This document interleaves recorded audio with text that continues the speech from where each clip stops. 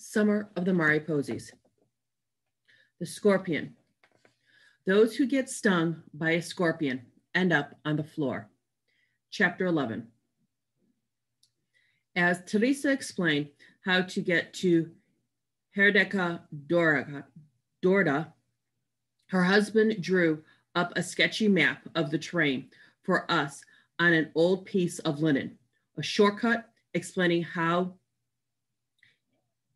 he went along. I've circled the areas I know to be dark. You need to avoid those bad places. Now, this square is an old abandoned barn.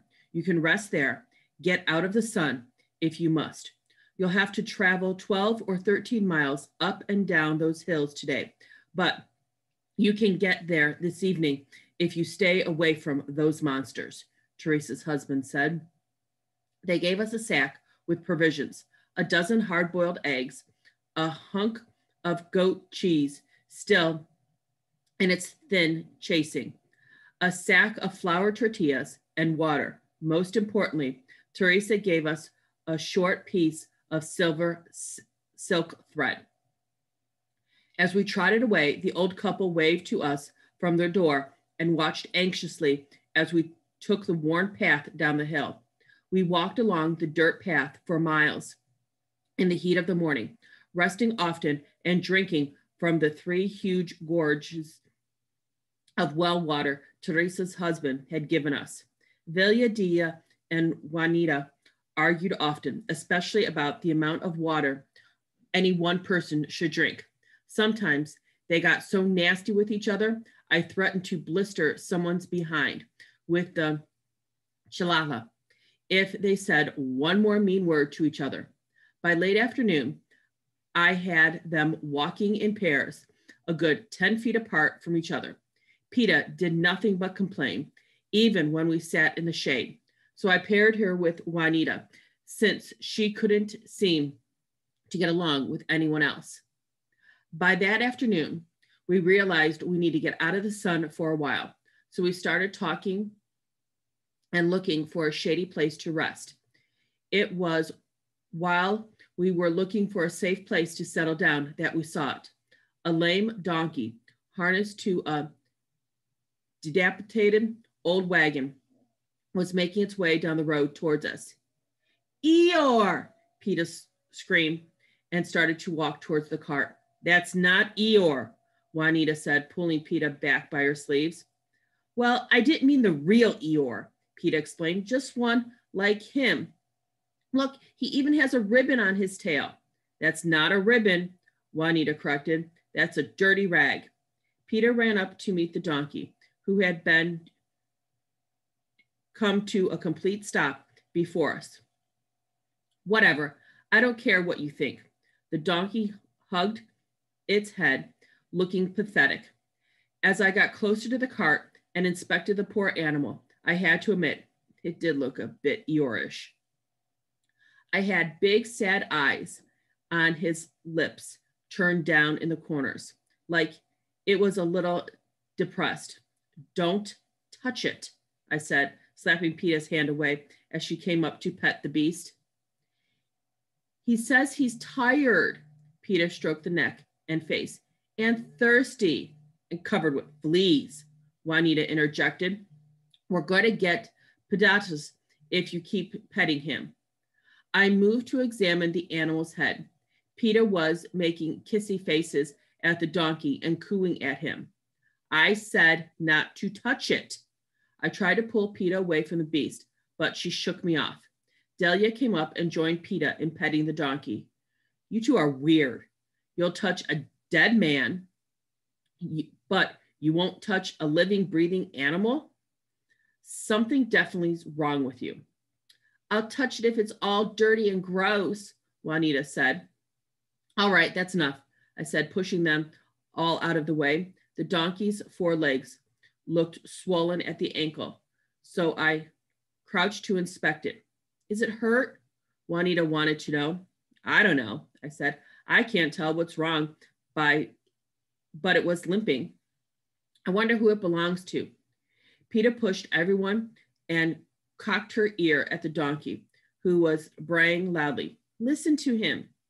He says he's all right. He's just tired and we should give him a little time to rest. You're nuts. You know that, right? Juanita told Peta, who ignored her and turned her attention back to the donkey. Leave her alone, I said absently. I looked down the road, trying to figure out where the animal had come from. Maybe he was missing a ranchito somewhere along the way. It might be worth our while to backtrack a little investigation, but we were running low on water. Well, Juanita complained.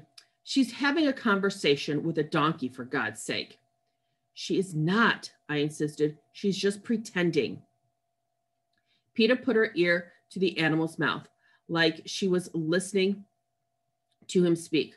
Juanita grabbed our little sister's arm and pulled her away. Peta, don't do that. It could be sick, mi nieta. I scrambled onto a boulder and looked down at the horizon as far as I could. With my hand shading my eyes, I surveyed the circumference of the area, looking for the dwelling and a farm or a ranch house where the donkey might belong. But there was nothing out there but brush and hibiscus trees. As far as I could tell, he'd come out of nowhere. I couldn't help but wonder what happened to his owner. His name is Chierto, Peta said, interpreting the beast's thunderous bray. He says he'll take us to Abula's house. He knows the way. We should just wait a little while he catches his breath. Peta's words, her conversation that the donkey could speak and she could understand him, made the hairs on the back of my neck stand up for alert. Lalorola's warnings, Teresa's readings, they all came back to me. So let me get this straight, Juanita asked Peta, as my mind raced through the warning signs, trying to remember the things I should be looking for. This is a talking donkey, and it wants to give us a ride. Is that it? I'm all for that. Vilya jumped on the rickety wagon and looked around for a way to navigate the newfound vehicle. Ardelia, do you know how to drive this thing? Where's the steering wheel? My mind went back on the present. I hurried to the front of the wagon. There's no steering wheel, and you should really get down from there. I reached up to help her off the wagon, but Vilya ignored me. He says you don't have to use the reins. He knows where he's going, Peta said, pressing her cheek against the animal's cheek and smoothing down the tufts of hair at his forehead. Sure, whatever. Juanita looked at me and circled the index finger around her ear, showing me that she thought Peta was interpretations. Juanita paused and scrutinized the wagon. It was big enough to hold all of us, and though it was old, it seemed sturdy enough to take us all the way to Abula's house. Listen, this might not be a real talking donkey, but using the wagon to get to Abula's Remedi's house is not a bad idea. Okay, everybody, up. Juanita suited her own words and climbed up herself. No, I said, taking the reins in my hands. Juanita reached for them, but I stepped out of her reach on the driver's side. The other girls stood halfway ready to climb up, but scuffed their feet in indecision at my venoms. We didn't agree on this. The animal should have an owner nearby. I mean, where's the driver here? Farm animals aren't tethered to wagons 24/7. It's obvious something happened to its owner. He probably fell, or worse yet, the donkey might have gone psycho and run off without him. At that moment, something struck the core of Teresa's words coming back to me, slowly, quietly, and echoing in my mind. A devious warlock. He will come in disguise, asking for help.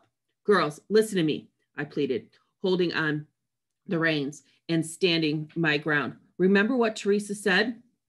What if this is him, the Naga? Odelia, Juanita interpreted. You didn't really believe everything that old lady said, did you? I leaned in towards Juanita, losing my patience. Look, I'm not making this up. I really did speak to La Llorona at the river, and she said it too. This world is different. Here, things are not always what they appear to be. I have a bad feeling about this, Juanita.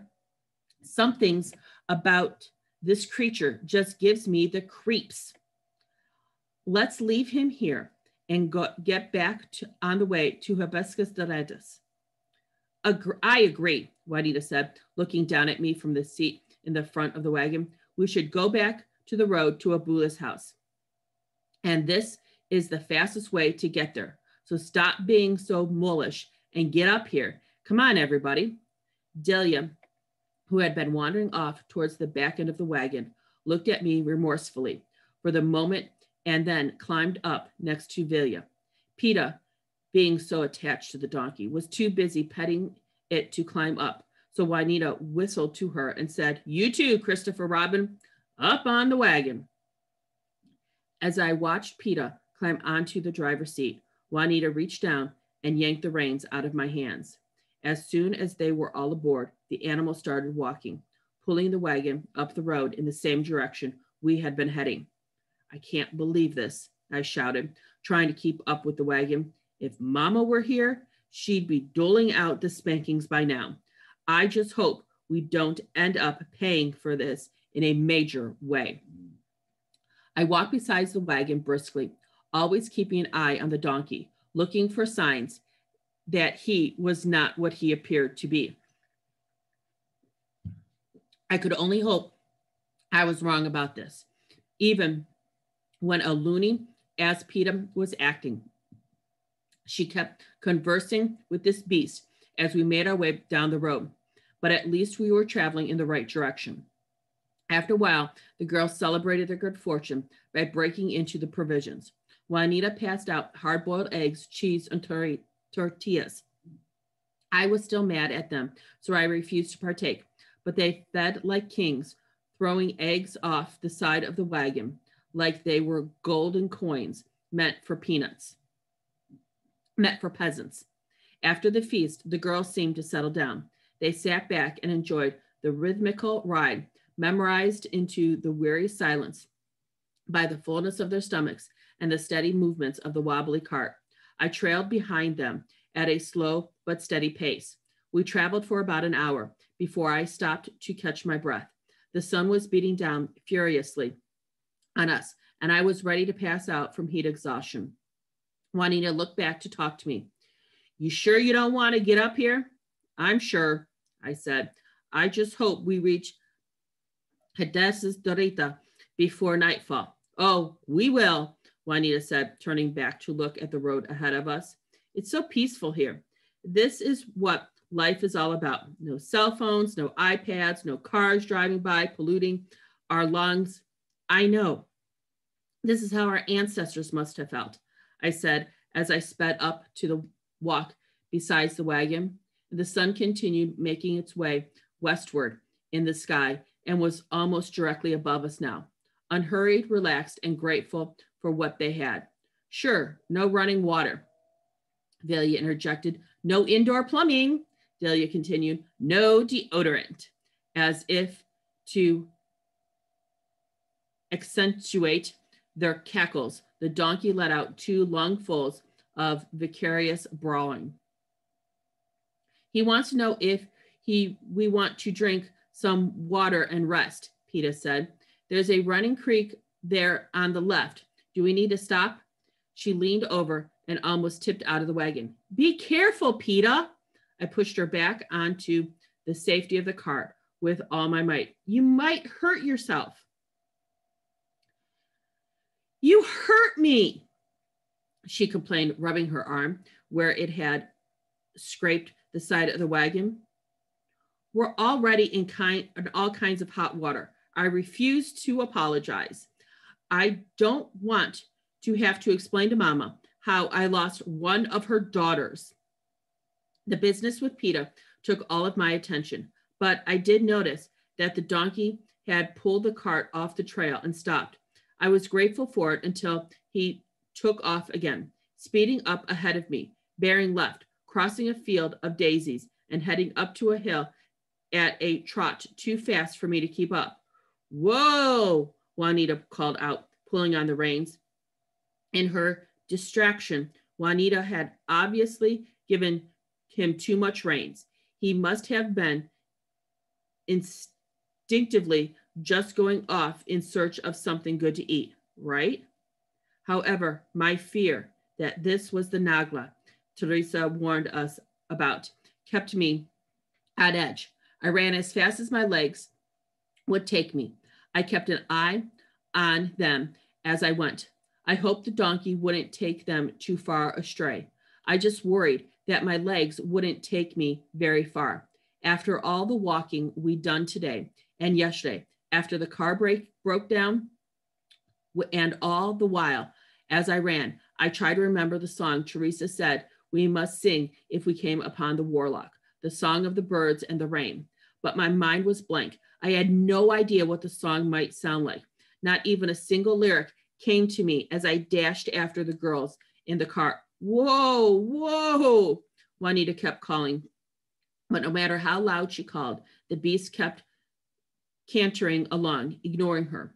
They pulled so far ahead, I worried they'd disappear over the next hill and I'd never see them again. I considered the ear pendant, but there was nothing to use it on. And Teresa had said to save it for the most dire circumstances. I would have to use my wits.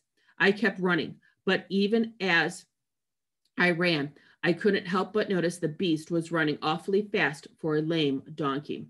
After about 5 minutes, he slowed from a canter to a steady trot, slower, but not slow enough for me to catch up. It was also fast enough that none of the girls could jump off the wagon safely. Even though they weren't saying much, their faces reflected the horror, recognition that even if this wasn't a Nagla, they might be in great danger. When the donkey did finally stop, it was so abrupt that my hermanas, my sisters, lurched forward and caught themselves against the rails in order not to fall off. Holy guacamole! That was a close one, Velia said, jumping off the back of the wagon and walking around as if her legs were going to give out from under her. My legs felt like soggy fiddy noodles from all the walking and running. After running almost a quarter of a mile, I caught up to the wagon and stood with my hands on my waist, trying to catch my breath. I need that breath so I could give the girls a piece of my mind. Where are we? Juanita asked as she helped Peter off the edge of the old cart.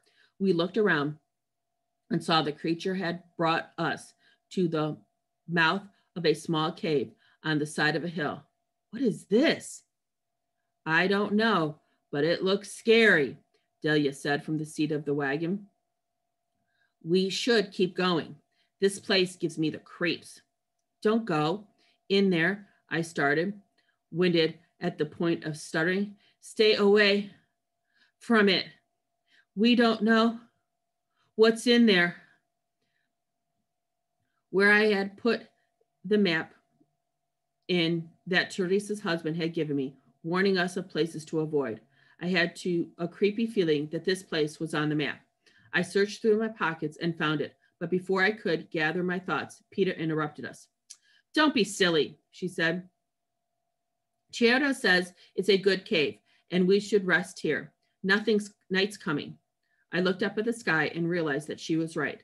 The sky was darkening, but the girls had been so content just letting the donkey pull them up the dirt path, and I'd been so distracted by having to keep up with them that we hadn't even noticed dusk upon us. A dark, foreboding feeling took hold of me then. I had failed to convince my sisters to stay away from the creature, and now we were being invited into his cave. I could feel it. Something terrible was about to happen. If only I could remember the song of the cave, but it was useless. I had no idea what it was. Don't be ridiculous, Velia said. I'm not sleeping in a cave.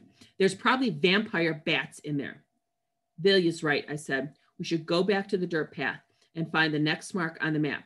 Teresa's husband said the path led to an old abandoned barn. We could rest there. Listen to The child, a deep male voice said, and we all turned around to look at the animal, who turned around to look at us. I couldn't help but notice the bit was no longer in his mouth, and he was not hooked up to the wagon anymore. Donkeys shouldn't talk, Velia whispered, stepping away from the beast. The barn's no good. The roof leaks, and it's out too far. The creature's lips were moving, and the words were coming out of the mouth as he moved towards us. I pushed Peta behind me and shoved Juanita out of the warlock's way. It's the Naga. Velia dia, get our things, I said, slowly stepping away from the donkey. Listen, whatever or whoever you are, we don't want any problems. Amaras, amaras, torave, nada mas, vanaqua, vanaq. The donkey's words stirred up something fierce and fearful in me, and I grabbed the nearest stick I could find on the ground. It wasn't big enough, but I couldn't wield it like a sword to the eye if I had to.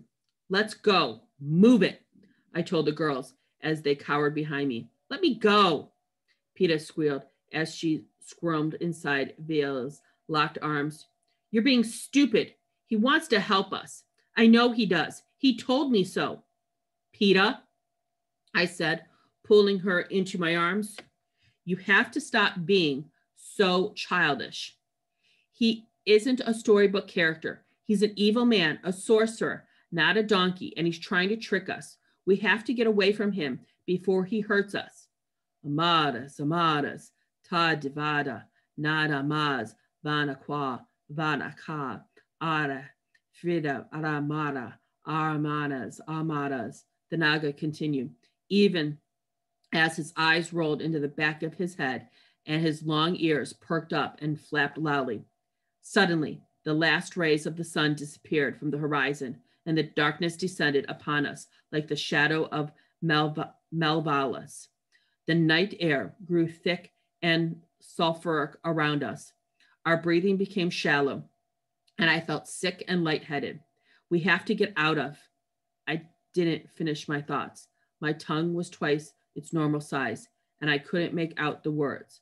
Amadas, amadas, tada nada, bada quala, ban akasa, arifana, arimaya, hazel mayas, chinito ramandas, chichito rastrada, cern maya areas rares. The Naga kept chanting different verses of the same spell, and before we knew it, we were all on the ground, weakly looking at the donkey as he shifted from animal back to his human form and stood, a dark-clad figure looming tall and menacing above us. Regret was the last thing we saw in each other's eyes before we all passed out.